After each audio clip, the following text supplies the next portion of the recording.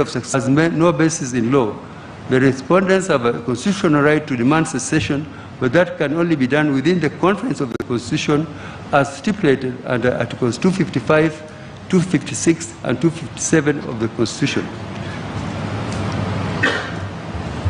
Now, in all these cases, the applicability of the basic structure doctrine was not a substantive question of the courts.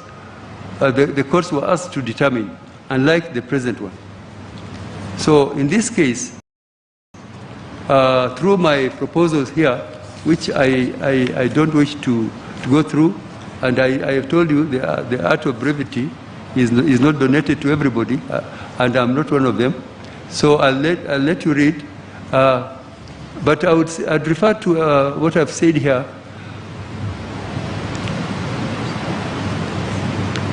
That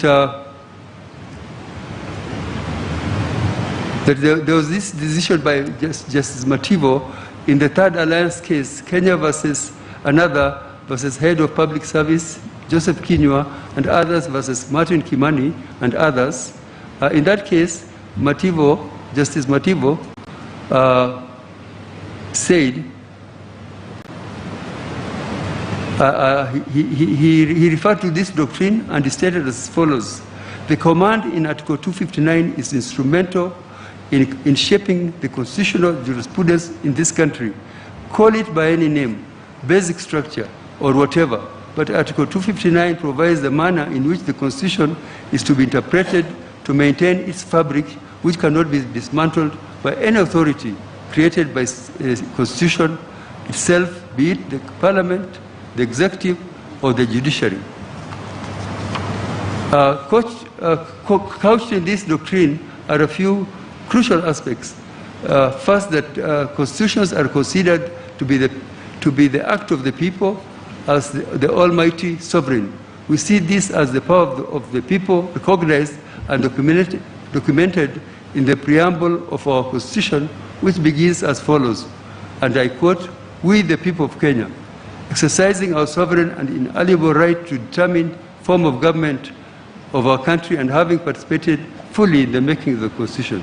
So I've gone through this and I invited you, as some of my colleagues have said, some of our judgments are long. Mine is 125, and I would not wish to read through it.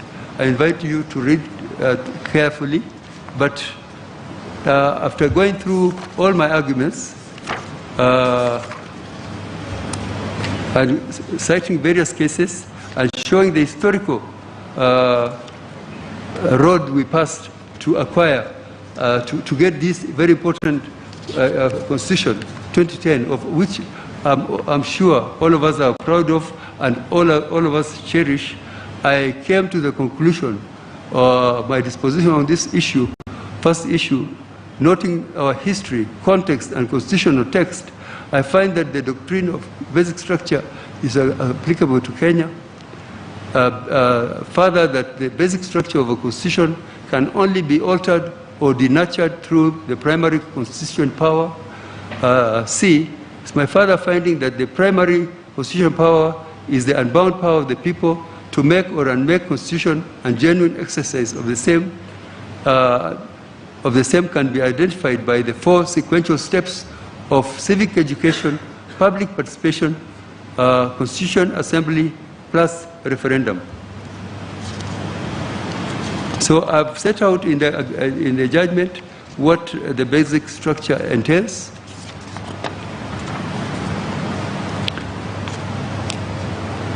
And I've set out and I've discussed the issue, where, can the basic structure of the Constitution only be altered through primary constitutional power, and what constitutes the primary power? I've discussed that, and that was my dispensation.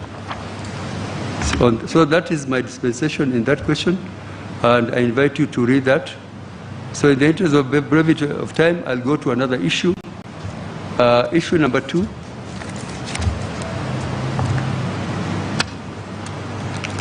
Issue number 2, whether the President can initiate changes, amendments to the Constitution, and whether constitutional amendment can only be initiated by Parliament through a parliamentary initiative under the Article 256 of the Constitution or through a popular initiative under the Article 257 of the Constitution. I'll give a summarized view of this, which is contained in this opinion and judgment. And also one more issue. The other issue is the place of public, issue number 5, the place of public participation under Article 10 vis-a-vis the role of IBC. The other 3, I wish just to set out and read and state my disposition without going into the details, and I leave that to you to read when you have the time. Regarding question 2, Gatembu J.A. rightly observed that Article 257 makes no qualification of who may or may not promote a popular initiative, and there is no explicit bar against any person, including the President, from promoting a constitution amendment by popular initiative. It is therefore upon the court to interpret and determine the parameters of the same.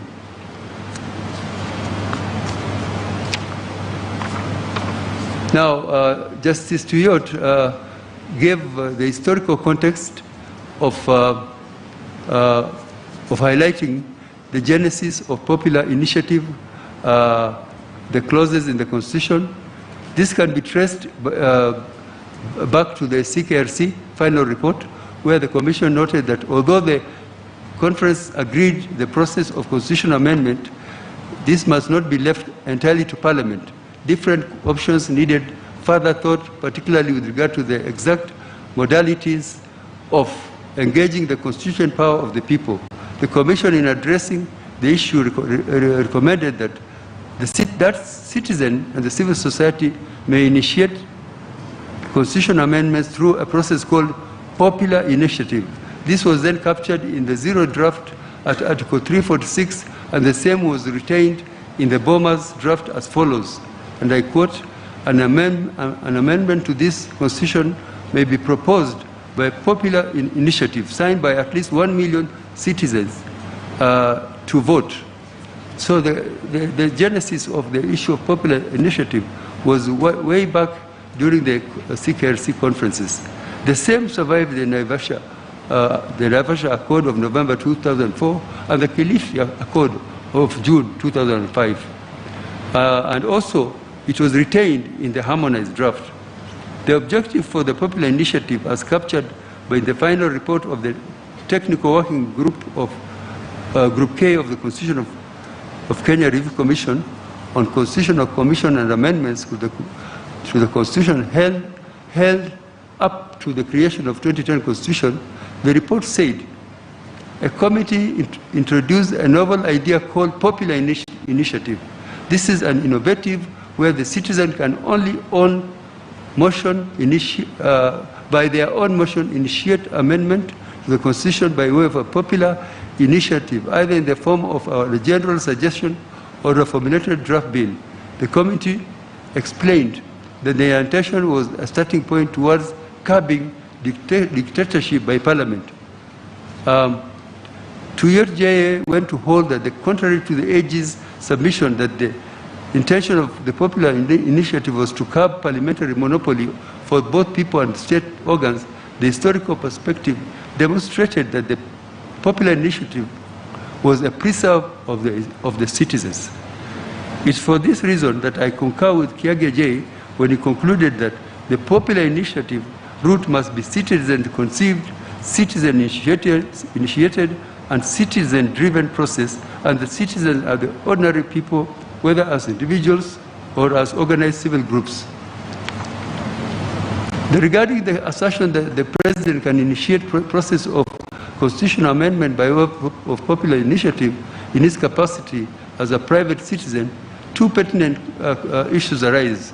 First is the fact that Article 257.5 subscribes the President a role in the amendment process.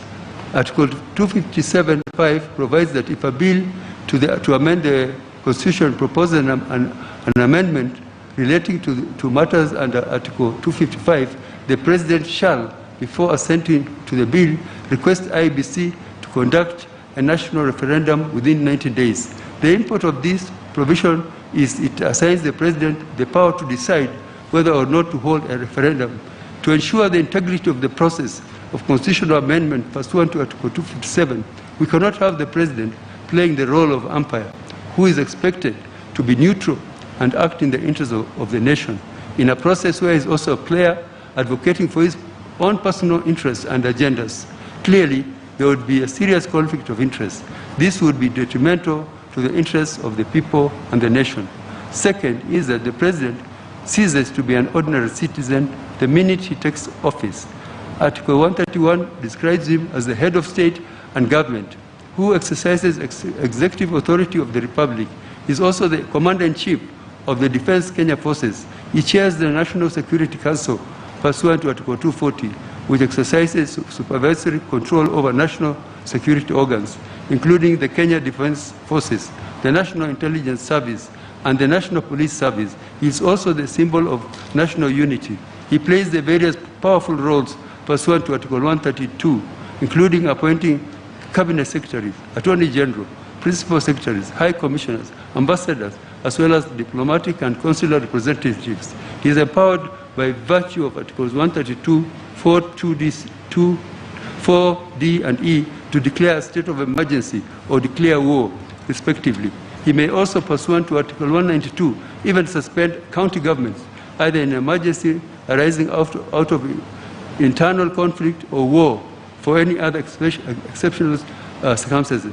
By virtue of holding this office, the President is accorded immunity with Article 143. So you can see the special position of the President.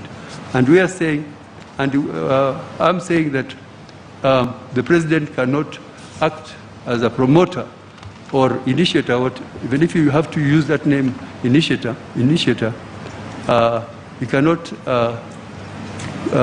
commence or get involved. In this particular case, there is evidence that not only did he start the process, but he was also involved throughout, and all steps taken by others the genesis was his own actions through the Gazette notice and the legal steps that he took. This power and control that the President exercises by virtue of his position was evident in the inception of the amendment bill, as rightly pointed out by the learned judges of the superior courts. Right from the handshake that was between him as the elected president following the contentious 2017 general elections and rerun, and his competitor and challenger, Honorable Raila Odinga. He then proceeded to appoint that. So I gave, in this narration, I give the history of all the steps and that he was involved in directly, in the building bridges to a united Kenya, from a nation of blood ties to a nation of ideals, the appointment of the teams, the Gazette notices throughout. The first step had a domino effect, and throughout he was involved, and the government's role was also very clear. The difference in the amendment bill that was launched on 25th November 2020 from the amendment bill contained in the BBI Steering Committee report presented to the President on 26th 2020 are better contextualized in discussing the place of public participation under issue number 5. Now, so my conclusion there is that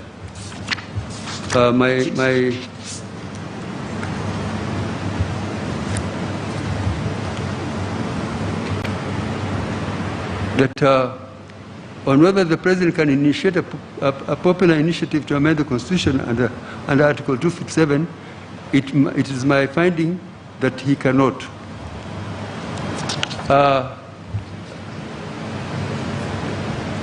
Issue number 3, on whether the second schedule to the Constitution of Kenya, Amendment Bill 2020, was unconstitutional, I find that on issue number 3, I find that the second schedule of the Constitution of Kenya Amendment Bill to have been unconstitutional. On question number 4,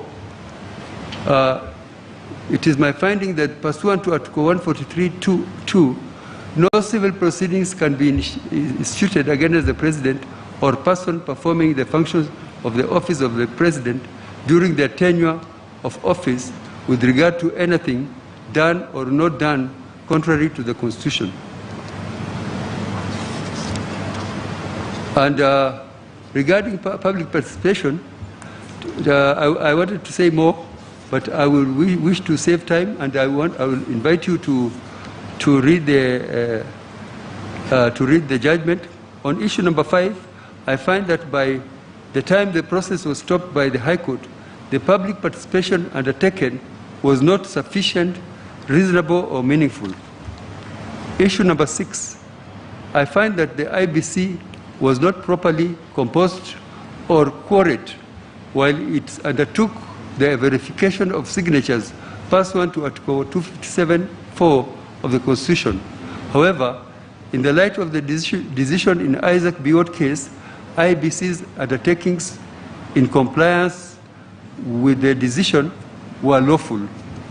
Number 7, it is my finding that the interpretation of Article 257(10) on whether the proposed amendments should be submitted to the people as separate but distinct referendum questions, this issue was not ripe for determination for determination. On the issue of costs, I recommend that, being a public interest matter, the parties ought to bear their own costs of proceedings in the High Court, Court of Appeal, and in the present appeals. The final orders of this court are as will be contained in the lead judgment of the Chief Justice and the President of the Court, and which he will advise the court before we end these proceedings. I've had to do this, but I invite you please carefully read my whole judgment. Thank you. Thank you very much, the Honorable Mr. Justice Ibrahim Mohammed. Allow me now to invite the Honorable Justice Mwiru, the Vice President of the Court, to render her opinion. Thank you very much, Judge President. The modus operandi today from the side of the court was to deliver summarized versions of the judgment. The 150 plus pages will be at your disposal at your time that the President of the court shall advise. The lead judgment carries all the background to the case quite comprehensively, the history of these proceedings, the fact submissions of all the parties, and the prayers sought. I see no need to rehash that. But at a personal level, I shall read what I consider to be brief.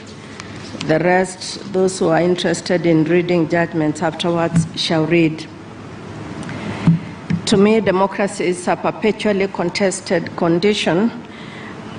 Within it, through discourse, persuasion, contention, and reconciliation, we are constantly in mutability towards improving our condition through perfecting the substance of the norms and agreements by which we agree to coexist and flourish.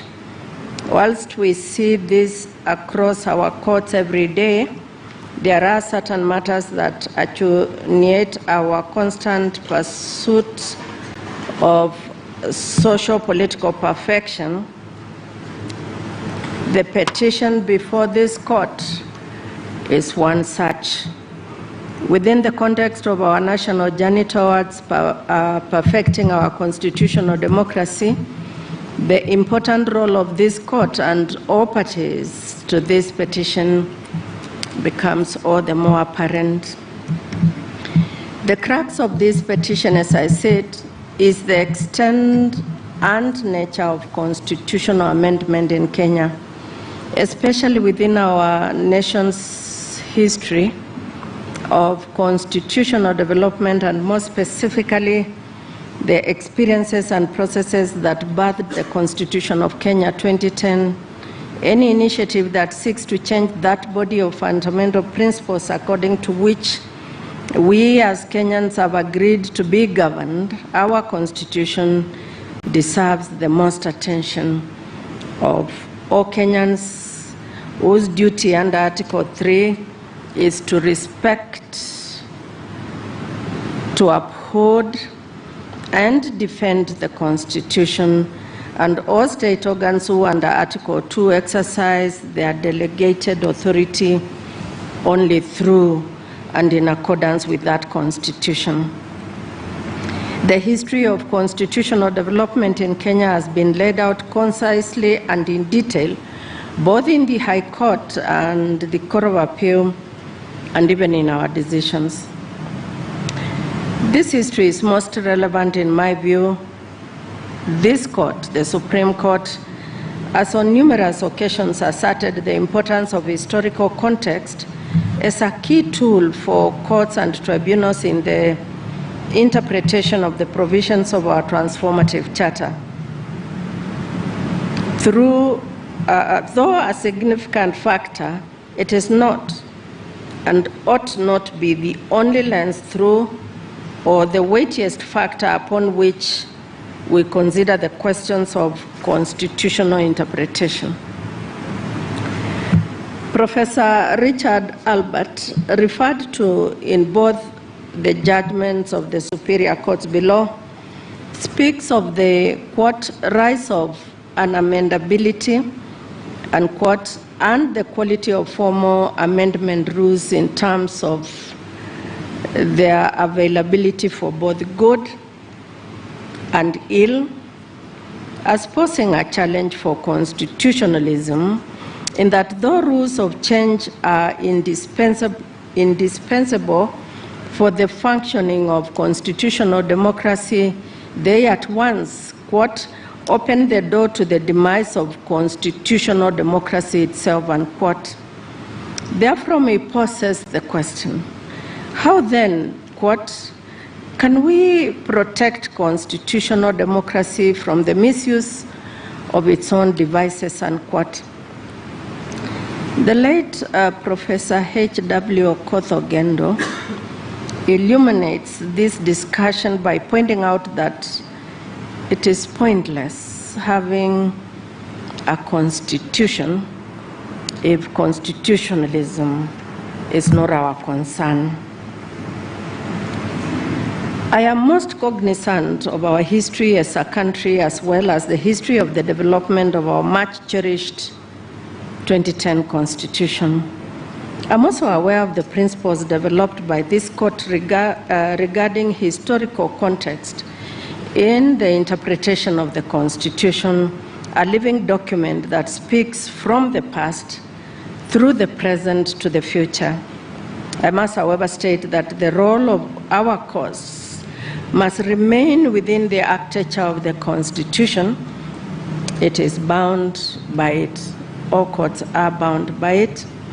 The exercise of discretion must be judicious, though it is the court's task to breathe life into the Constitution and to ensure that its text is constantly speaking to the transformative and emancipatory ideals therein. On the other hand, the text of the Constitution cannot be seen as devoid of meaning and content, merely to be filled by ideals and opinions by those on the bench, no matter how laudable and noble and well-intentioned those may be. A balance must be maintained, and such balance is crucial to the very architecture of our constitutional democracy, for the courts too must not see themselves as immune to being inimical, despotic tendencies. This is especially true in regard to constitutional amendment and the exercise of sovereignty as acknowledged in the Constitution directly and indirectly through processes that are prescribed in our Constitution. The courts must seek to steadfastly and purposely defend and protect the Constitution and constitutional processes through which the people of Kenya express their sovereign power, not on the basis of justifiable apprehension, and no matter the nobility of the cause, employ judicial craft to retain certain moral or doctrinal limits into the exercise of such sovereign power. It is the sovereign, the people who must decide, and responsibility of all state organs only exercise state authority as delegated by the sovereign.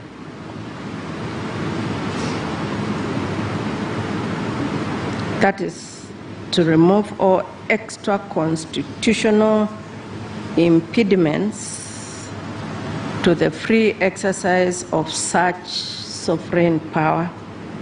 This constitution has been stretched in its over 10 years existence, and perhaps this is the most serious attempt yet to espouse its limits in the wake of attempted amendments.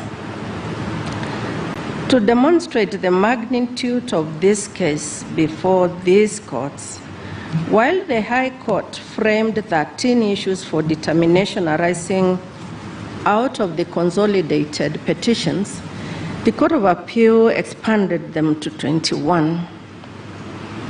On our part, we found 7 that required determination, and that's what we are doing this morning, this afternoon. That said, I now proceed to determine the 7 issues as framed in summary as my understanding of the Constitution and the law allows me to do. And the first issue is that doctrine and the basic structure itself.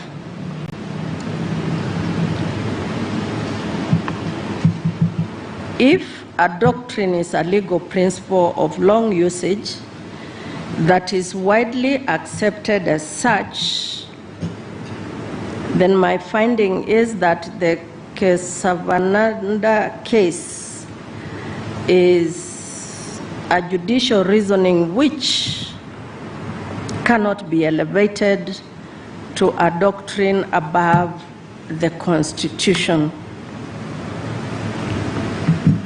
And therefore, the Constitution of Kenya 2010, I find, has a basic structure.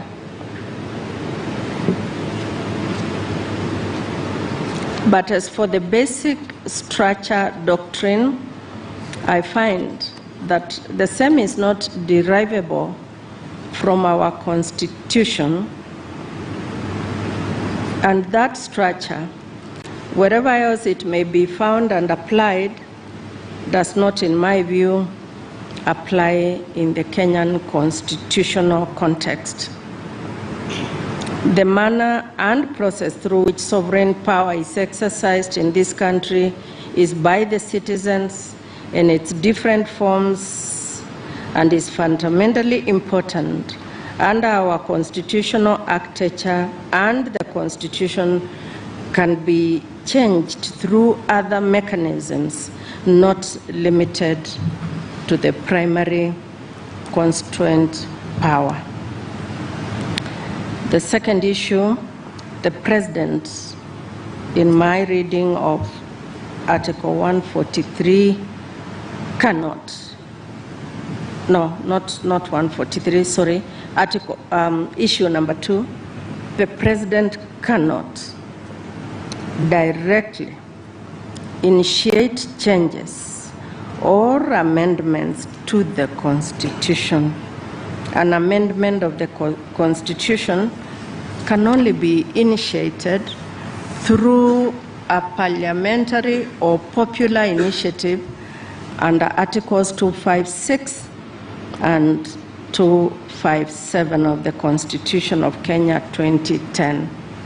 Consequently, therefore, the Constitutional Amendment Bill 2010 is unconstitutional. On the third issue, the second schedule to the Constitutional Amendment Bill 2010,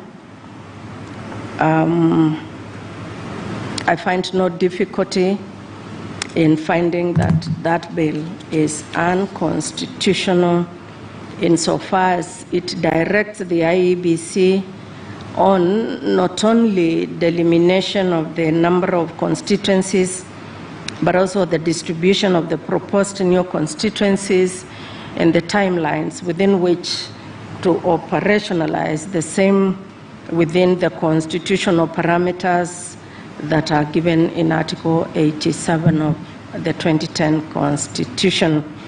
The Commission cannot be directed. Article 89 was not even sought to be amended in its entirety. The bill, therefore, is unconstitutional in my finding. On issue number 4, even before I decide whether or not the President can be sued first, it's important to note that there really was no proper service of the process, and the President was therefore not accorded an opportunity to participate in the pleadings in his personal capacity, as he had been sued in his personal capacity. And I find further that Article 143, any interpretation of that article must come to the conclusion that the President or the person performing the functions of the office of President cannot be sued during tenure. And although their immunity is not absolute immunity to impunity, it is nevertheless absolute immunity during the tenure of office. In my judgment, you will see that I have said if any proceedings were begun before assumption of office, they are stayed. That's what the Constitution says, and they are resumed or fresh ones initiated after leaving office. On public participation, issue number 5, I have said where it mattered most, I found no reasonable or any degree of public participation, which is a value in Article 10 of our Constitution that I could consider allowing the standing of the actions that were done without public participation. This court set the test in BAT versus the CS Health, and I find therefore that for me the test was not met. On issue number 6, the totality of my finding, even considering what the findings in Isaiah B. Watt and in the Katiba case and the effect of the Katiba case on Section 5 were, I would rest with Article 250 of the Constitution and say that the IEBC was not only properly constituted with the minimum number that was required by Article 250, it had quorum, and nothing was shown to the contrary.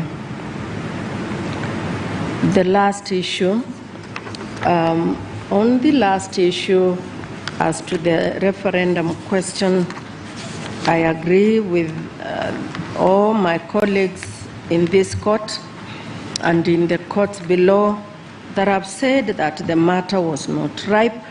It still is not.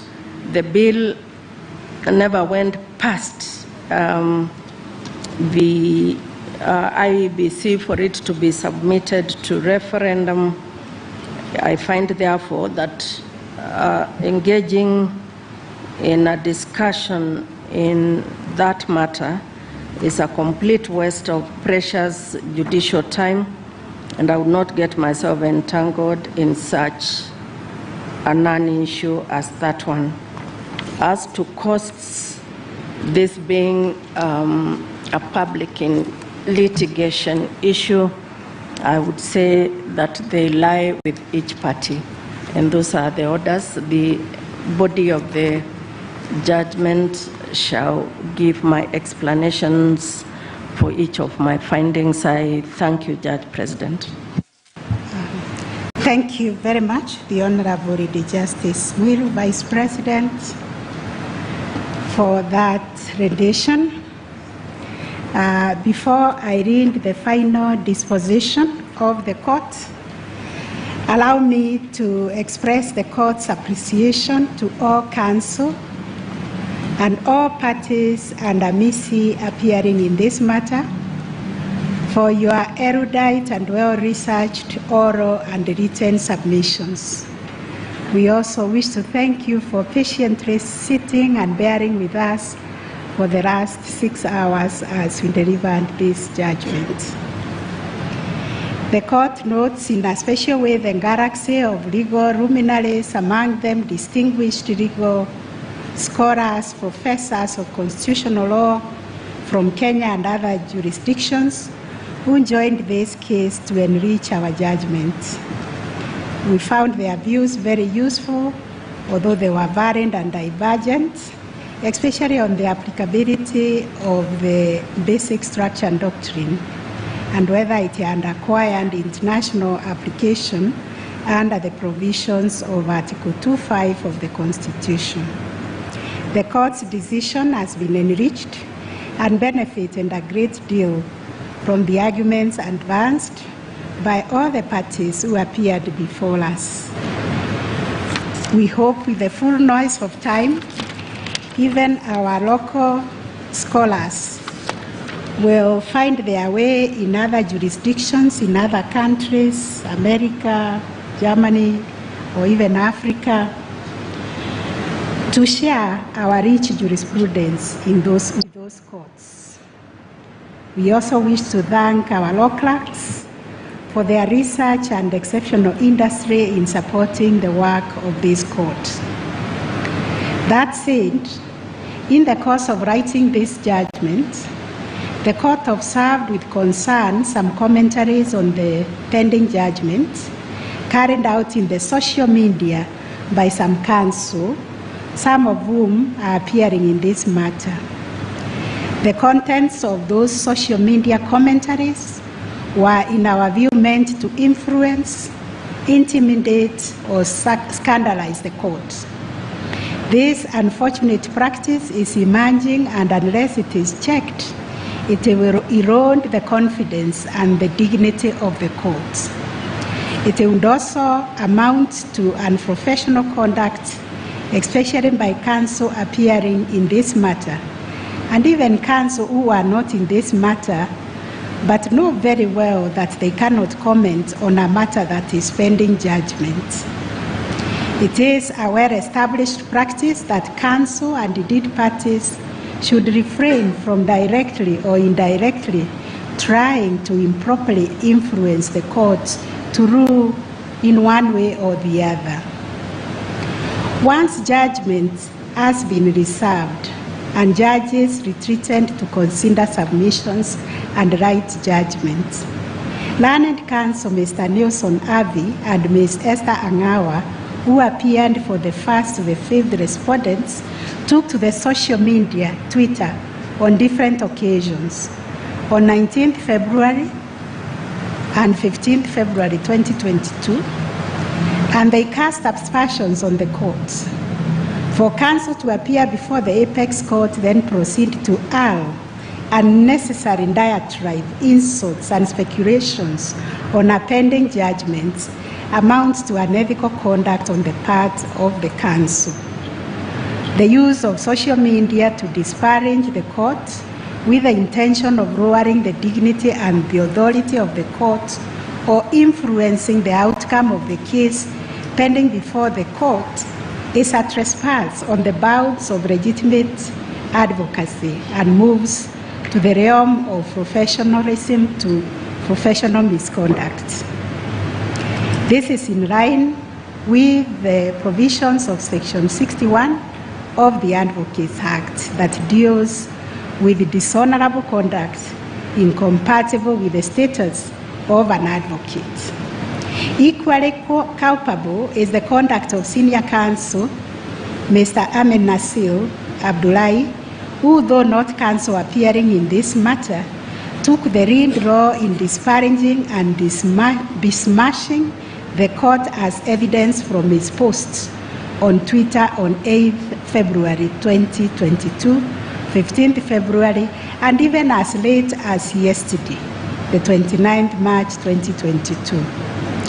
Section 17 of the Advocates Act envisages the rank and dignity of senior counsel is conferred on the basis of irreproachable professional conduct and exemplary service to the legal and public service in Kenya. These standards are expected to continue even after conferment of the rank of the senior counsel. Advocates should familiarize themselves with the Code of Standards of Professional Practice and Ethical Conduct, Gazette Notice number 5212, and strive to conduct themselves in a manner that preserve and strengthen the dignity, the honor, and the ethics of the profession. Consequently, advocates should refrain from conduct that amounts to indirectly attempting to influence decisions pending before courts. Relevant to the use of social media, we wish to draw the attention of advocates to the standard of professional practice and ethics conduct number 10 that spells out what is inappropriate conduct. This caution should always play in the mind of advocates who are tempted to utilize social media to advance their cause. I will now proceed to give the final disposition of the court. Having considered the 7 issues framed by this court for determination, the final orders are as follows. 1. The basic structure doctrine is not applicable in Kenya. Ibrahim, Supreme Court Judge, dissenting. B. In order to amend the Constitution of Kenya 2010, the 4 sequential steps as pronounced by the 2 superior courts below are not necessary. Ibrahim, Supreme Court Judge, dissenting.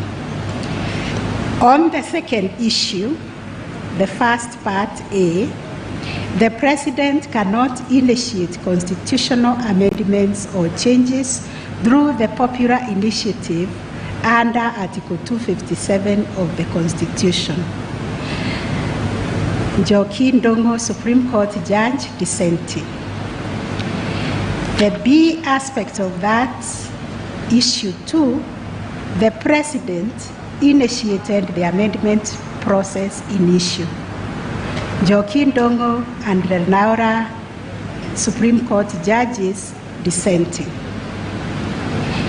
Consequently, under Article 257 of the Constitution, the Constitution Amendment Bill of 2020 is unconstitutional.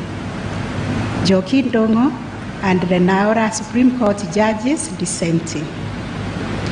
The third issue, the second schedule of the Constitution of Kenya Amendment Bill 2020 is unconstitutional from being in breach of Article 10.2 and 87.7A of the Constitution of Kenya 2020 for lack of public participation. Njoki Ndong'o, Supreme Court Judge, concurring. 4. Civil proceedings cannot be instituted in any court against the President or the person performing the functions of the office of the President during their tenure of office in respect of anything done or not done under the Constitution of Kenya 2010. That was unanimous. 5A, there was no obligation under Article 10 and 257(4) of the Constitution on IEBC to ensure that the promoters of the Constitution of Kenya Amendment Bill 2020 complied with the requirements for public participation. Unanimous. B, there was public participation with respect to the Constitution of Kenya Amendment Bill 2020. Mwiru, Vice President, Ibrahim and Wanjara, Supreme Court judges, dissenting.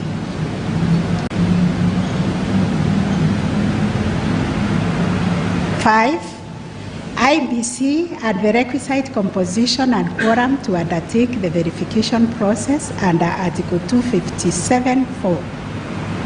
Ibrahim, Supreme Court judge, dissenting. 7. The question raised regarding the interpretation of Article 257(10) of the Constitution on whether or not it requires that all specific proposed amendments to the Constitution should be submitted as separate and distinct referendum questions was not ripe for determination. Njoki Ndong'o, Supreme Court judge, concurring. Each party shall bear their own cost, this being a public interest matter. Consequently, the consolidated appeal is determined as follows. The appeal is allowed on issue number 1. The appeal is allowed on issue number 4. The appeal is allowed on issue number 5. The appeal is allowed on issue number 6. The appeal is allowed on issue number 7. The appeal is disallowed on issue number 2. The appeal is disallowed on issue number 3. Those are the orders of the court. Ladies and gentlemen, thank you very much for your patience.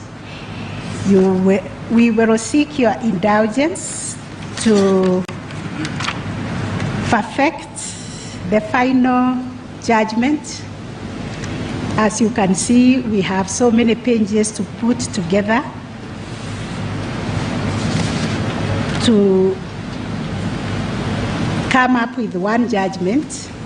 Putting it together, it was very difficult because of the privacy involved and the logistics to put it together before delivery. We intend to do this and issue the judgment of the court on Tuesday next week. Today we will issue a press summary of this judgment, which will come out shortly in about 1 hour. Thank you very much for your forbearance and for your cooperation.